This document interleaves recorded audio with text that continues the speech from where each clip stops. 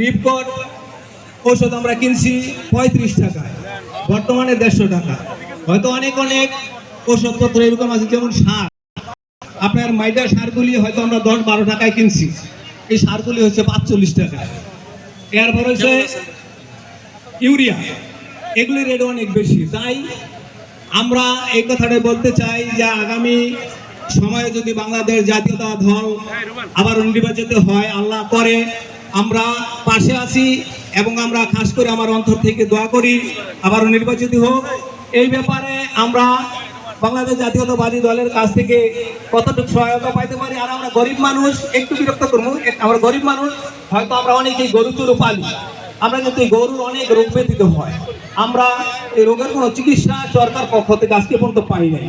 তা আমরা এই দিকে অনেক ক্ষতিগ্রস্ত। তাই আমি সবার কাছে এইটাই প্রশ্ন করলাম যে আমরা এই ব্যাপারে আগামী সময়ে বাংলাদেশ জাতীয়তাবাদী দল যদি আল্লাহ জয় করে, তাদের কাছ থেকে আমরা কতটুকু সহযোগিতা পাইতে পারি। আসসালামু আলাইকুম ওয়া রাহমাতুল্লাহি ওয়া বারাকাতুহু। বিসমিল্লাহির রহমানির রহিম।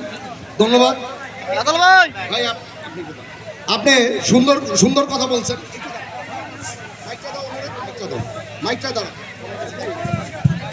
আপনি বলেছেন যে আগে যত টাকা দিয়ে কিনতেন তার ডাবল না, এখন প্রায় 3 গুণ দাম বেড়ে গেছে। সবগুলি কীটনাশক বলেন, যে কোনো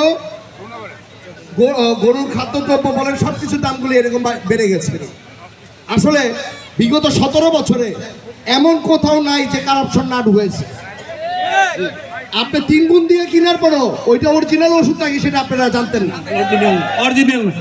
আর আপনি বলতেছেন খামারি যাদের গরু ছাগল আছে তাদের চিকিৎসার ব্যবস্থার জন্য আপনার তাদের চিকিৎসাটা বাদ দেন, মানুষের চিকিৎসার এই ব্যবস্থা রাখে নাই। বিগত 17 বছরে এই দেশকে শেষ করার জন্য যা যা দরকার ছিল সবকিছু করা গেছে। তবে আপনারা দেখেছেন আমাদের দেশনেত্রী বেগম খালেদা জিয়ার আমলে সবসময়, বিএনপির সময় সবসময় কৃষকদের